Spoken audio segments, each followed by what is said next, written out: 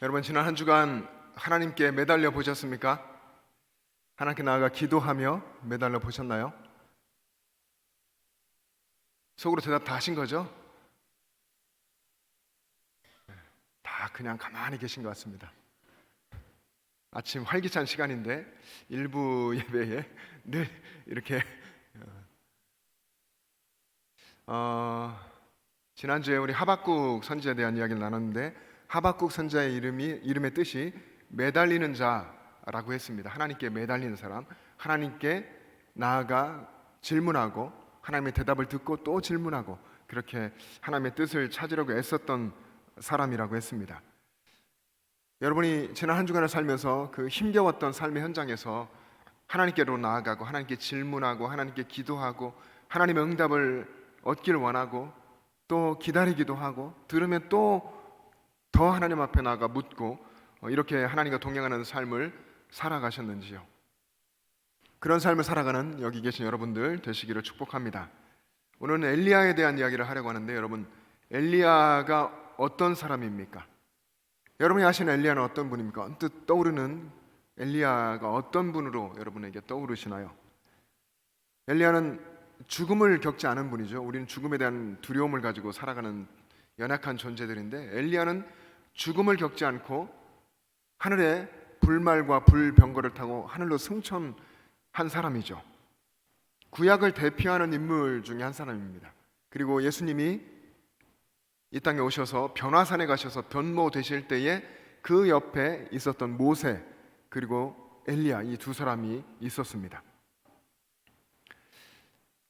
북이스라엘이 역사 속에 가장 타락했던 때가 오늘 본문에 있는 아합 왕이 다스리던 때였습니다. 그때에 하나님께서 엘리야 선지자를 불러서 이 아합에게 보내시면서 말씀하십니다. 앞으로 수년 동안 이 땅에 비도 내리지 않고 이슬조차도 내리지 않을 것이다. 하나님이 그 땅에 대해서 경고하시며 선지자를 통해서 메시지를 주셨죠.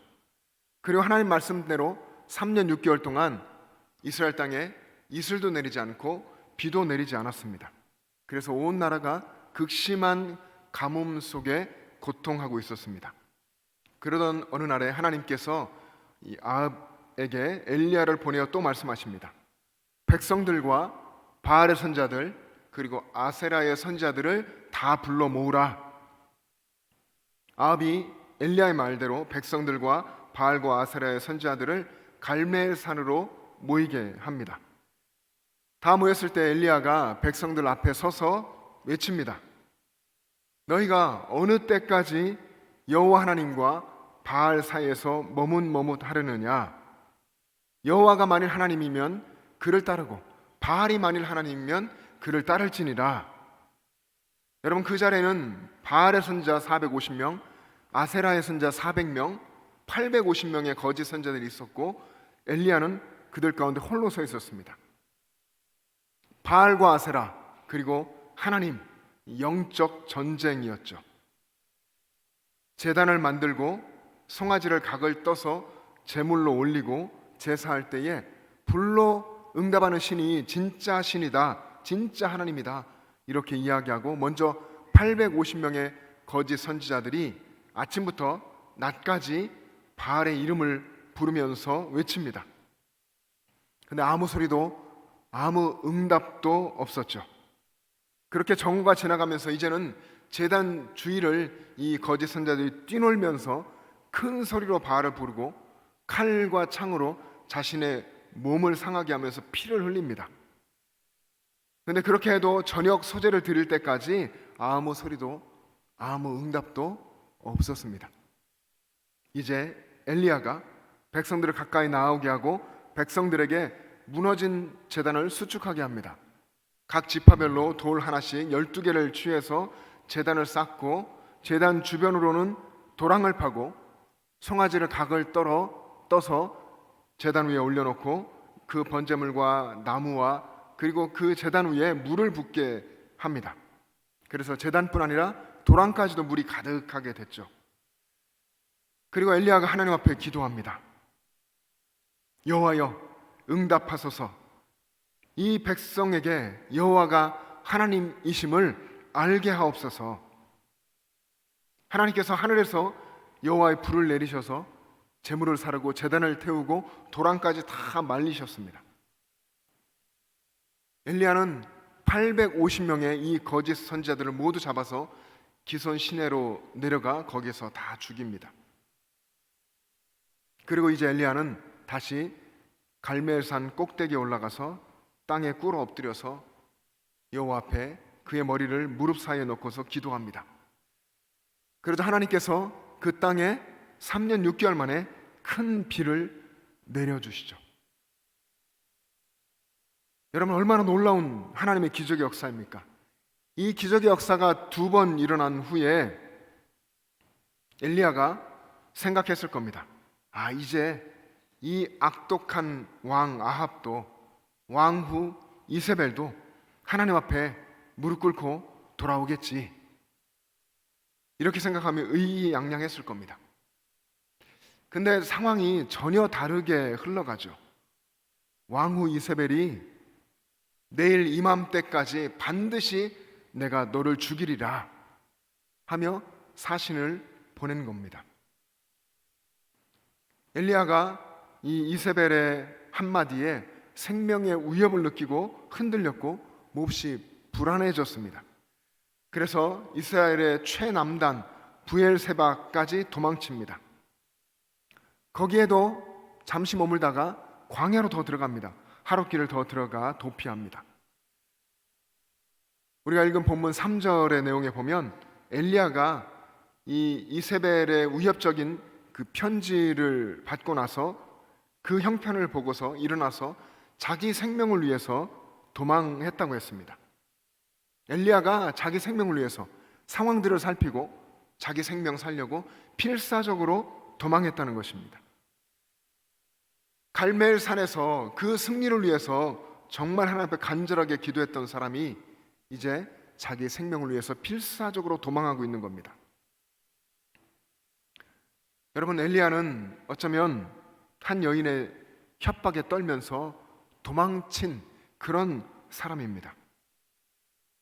강한 믿음의 용기로 하늘에서 여호와의 불이 내리게 했던 그런 사람, 그리고 3년 6개월 만에 내리지 않던 비가 내리게 했던 그런 엘리야였지만 하나님을 바라보지 못한 순간에 한 사람의 말에 흔들려서 목숨의 위협을 느끼고 처절하고 비참하게 도망자가 된 사람이 엘리야였던 겁니다.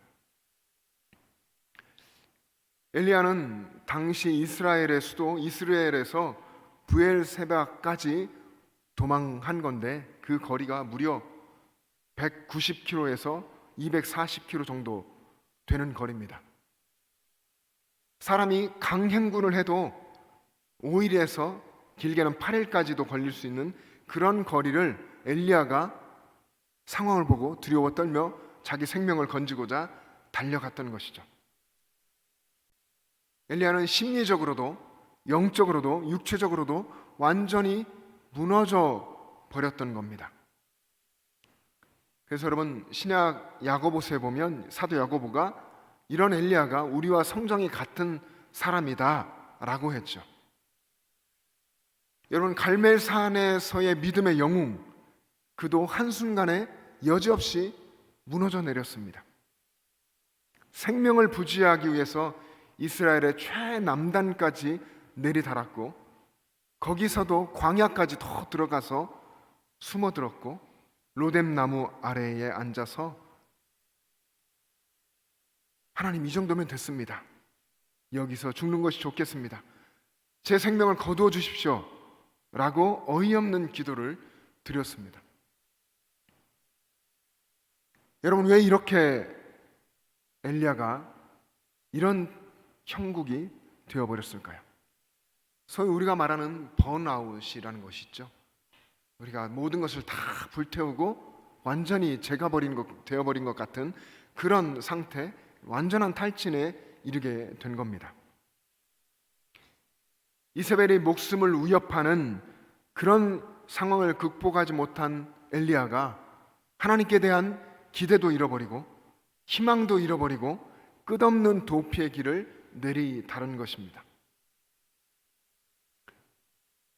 여러분, 믿음의 사람에게 처절한 위기가 닥쳐올 때가 있습니다.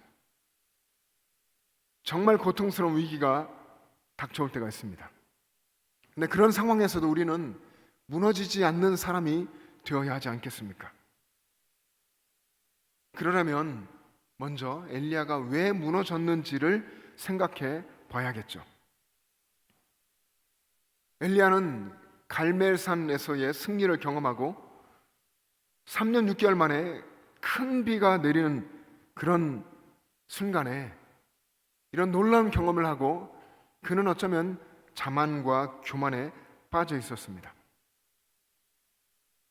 바알과 아세라의 거짓 선지자 850명도 백성들 앞에서 단번에 처형했고, 하나님께서 큰 비를, 엘리야가 기도하자마자 하나님이 큰 비를 내려주시는 것도 백성들이 다 보았으니까 이제 백성들이 하나님 앞에 돌아올 것이다, 이 땅에 변화가 일어날 것이다, 엘리야가 기대했습니다.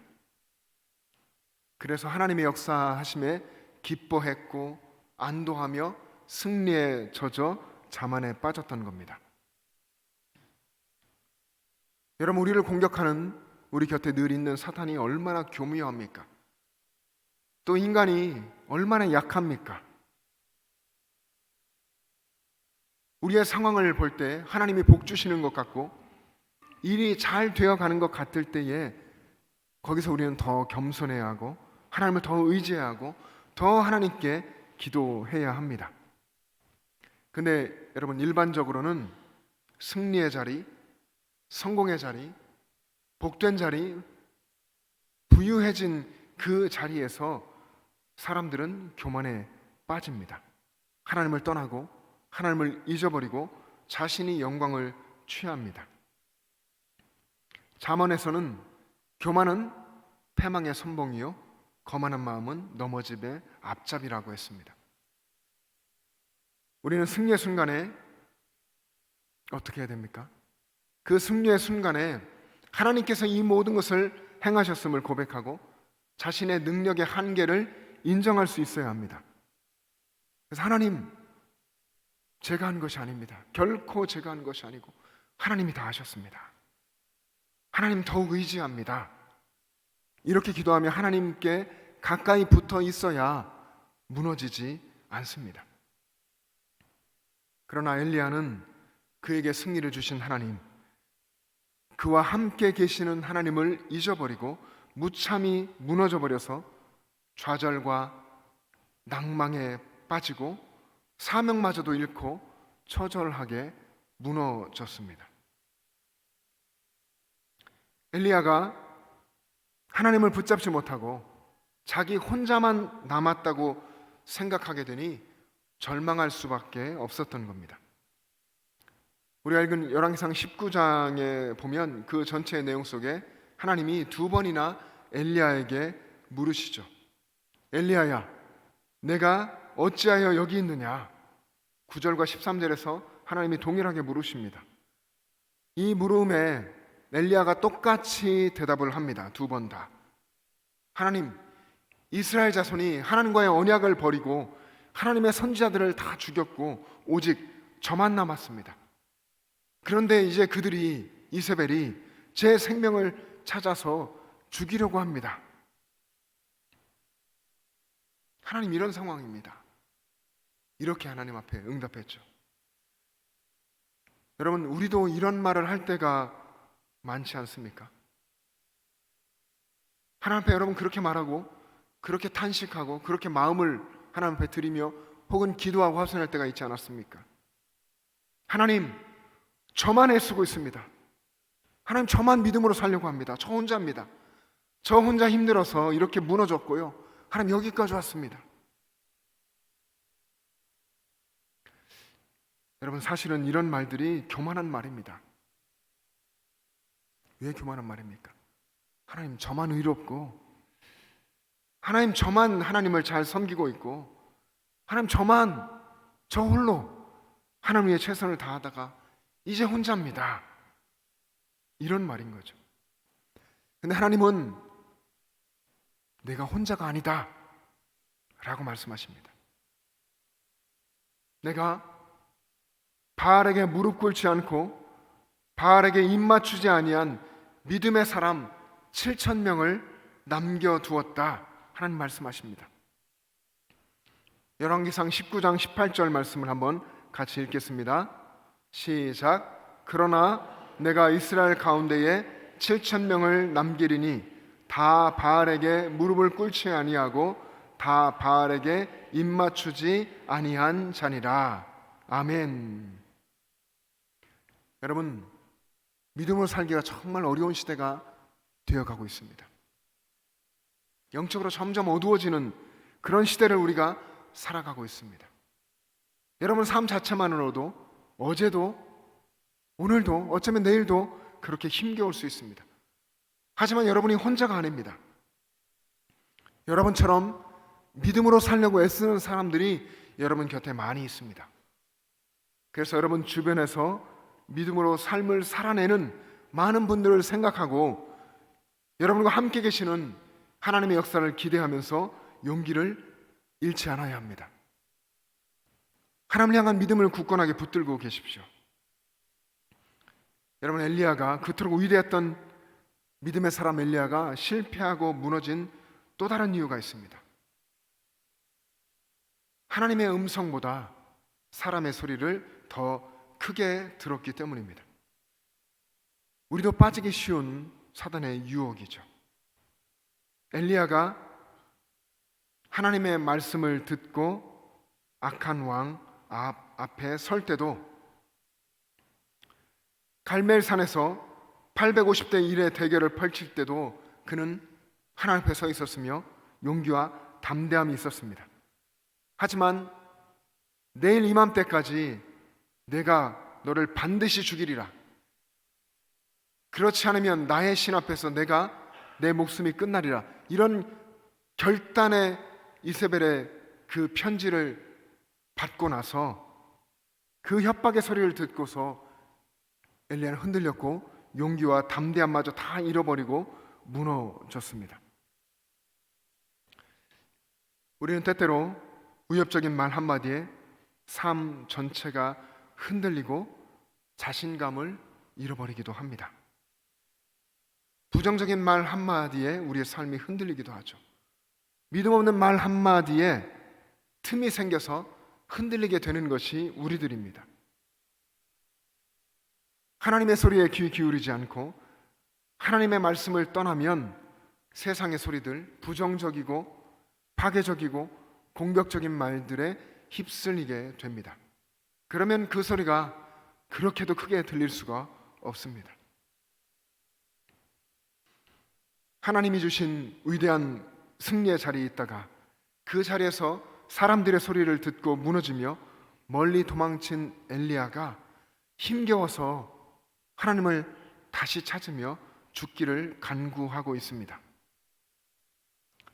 가만히 있으면, 여기 있으면 죽을 것 같아서 살려고 도망을 쳤다가 사명도 포기하고 생명까지 포기하려고 했던 엘리야가 어떻게 그 위기를 벗어날 수 있었을까요? 자신의 목숨을 누리던 이세벨에게서 최대한 멀리 도망쳐서 브엘사바에서, 그리고 거기서 또 광야로 들어가서 로뎀나무 아래 다 포기하고 앉아 있었던 엘리야, 그가 그 마지막 단계에서 하나님을 찾습니다. 여호와여, 여호와여, 넉넉하오니 지금 내 생명을 거두시옵소서. 다 포기한 상태이죠. 사명도 내려놓았고 삶도 다 포기한 그 상태에서 기도한 겁니다. 하나님을 붙잡은 겁니다. 그래도 그 포기한 순간에 하나님 앞으로 나아가서 하나님을 찾았고 하나님의 도우심을 구한 겁니다. 여러분, 우리에게 있어야 할 신앙의 태도가 바로 이런 것입니다. 다 포기했을 때 거기서 하나님을 붙들어야 합니다. 힘들고 어려울 때, 죽을 것 같을 때, 또 차라리 죽는 것이 더 낫게 여겨질 그때에 하나님께 나아가 하나님을 붙들어야 합니다. 하나님을 찾으며 하나님께 하소연하며 로뎀 나무 아래에 누워서 잠든 엘리야를 위해서 하나님은 준비하십니다. 숯불에 구운 떡과 물 한 병을 준비하셨고, 하나님은 천사를 보내서 엘리야를 어루만지시면서 말씀하십니다. 일어나서 먹으라. 엘리야는 하나님이 준비하신 것을 먹고 마시고 다시 또 로뎀 나무 아래에 누웠습니다. 천사가 두 번째 와서 다시 엘리야를 어루만지시면서 일어나 먹으라. 내가 가야 할 길을 가야 한다 라고 말씀하시죠. 일어나서 먹고 마신 후 엘리야가 그 음식물로 힘을 얻고서 그 힘을 의지해서 40주 40야를 걸어서 하나님의 산 호렙에 이르게 됩니다. 호렙산에 있는 동굴에 들어가 있습니다. 그때 하나님께서 물으시죠. 엘리야야, 어찌하여 내가 여기 있느냐? 비로소 하나님이 진짜 질문을 하시는 겁니다. 내가 여기에 있으면 어떻게 하니? 내가 할 일이 있지 않니? 하나님이 말씀하시는 것이죠. 이때 엘리야가 하나님 앞에서 대답했던 겁니다. 하나님, 이스라엘 자손들이 하나님과의 언약을 버리고 선지자들을 다 죽였습니다. 저만 홀로 남았습니다. 그리고 이제 제 목숨마저도 빼앗으려고 합니다. 하나님이 엘리야를 이제 동굴 밖으로 나오라 하시죠. 그리고 하나님이 거기서 하나님의 강력한 임재를 경험하게 하십니다. 산을 가르고 바위를 부수는 크고 강한 바람이 지나갑니다. 여러분 한번 생각해 보십시오. 우리가 경험하는 것은 이 태풍 같은 것인데 그보다 훨씬 더 강했을 겁니다. 산을 가르고 바위를 부수는 크고 강한 바람이 지나가는데 거기 하나님이 계시지 않았습니다. 땅을 흔드는 지진이 일어났습니다. 그리고 불이 지나갑니다. 거기에도 하나님이 계시지 않았습니다. 그 후에 하나님이 세미한 소리가 들립니다. 하나님이 임재해줘. 거기에서 엘리야는 겉옷으로 얼굴을 가립니다. 그때 하나님이 또 물으십니다. 엘리야야, 내가 어찌하여 여기 있느냐? 이때도 여러분 엘리야는 똑같은 대답을 했습니다. 하나님, 이스라엘 자손이 하나님과의 언약을 버리고 선지자들을 다 죽였고 저만 남았습니다. 지금 제 목숨까지 빼앗으려 합니다. 하나님은 하나님의 강력한 임재를 경험한 엘리야를 돌이켜서 다시 광야를 이제 통과해서 다메섹으로 가서 하나님의 일을 하라고 하십니다. 그리고 하나님 말씀하신 것이 바로 우리가 함께 읽었던 18절 말씀이죠. 이스라엘 가운데에 바알 앞에 무릎 꿇지도 않고 바알에게 입맞추지도 않은 7,000명을 남겨두었다. 하나님 말씀하시며 엘리야에게 용기를 주십니다. 사랑하는 영천들 가족 여러분, 여러분이 힘겨워서 정서적으로도 영적으로도 육체적으로도 탈진을 느끼며 지쳐서 아무것도 할 수 없을 것 같고 다 포기하고 싶을 때에 한 가지만 기억하십시오. 바로 그때 하나님께 나가야 한다는 것. 하나님께 나가서 하나님을 찾고 부르고 하나님 앞에 기도하며 엎드려야 한다는 것을 기억할 수 있기를 바랍니다. 하나님의 음성을 듣기 위해 하나님께 귀 기울이며 하나님 곁에 머무십시오. 그러면 하나님께서 하나님의 천사를 보내셔서 그런 여러분들을 어루만지시며 회복시켜 주시고 다시 사명을 붙들게 하실 것입니다. 하나님은 먹고 마실 것을 예비해 주시고 먹게 하시고 새 힘을 얻게 하시고 사명을 다시 붙들게 하셔서 돌이켜 그 무너졌던 그 길을 다시 가게 하시고 사명을 붙들고 힘차게 그 길을 계속해서 걷게 하십니다.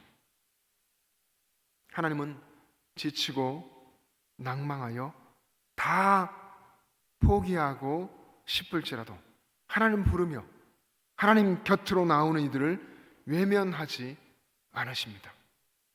어루만져 주시고 먹고 마실 것을 공급해 주시고 힘을 주셔서 다시 일어나서 그 길을 걸어가게 하십니다. 이전보다 더 강하게 하십니다. 엘리야는 하나님이신 그 사명의 길을 걸었고 그의 사명을 엘리사에게로 이어주고 하나님의 불말과 불병거를 타고 하늘로 승천합니다. 이전보다 하나님은 더 강하게 해주셨습니다. 자신과 같이 고난과 역경을 믿음으로 견뎌내는 7,000명이 있음을 기억하고 더 견고하고 더 힘있고 더 용기 있게 사명의 길을 끝까지 걸어가게 하신 분이 우리의 하나님 여호와이십니다. 그 하나님의 임재 안에 여러분의 삶을 힘있게 살아가시기를 축복합니다. 우리 함께 기도하겠습니다.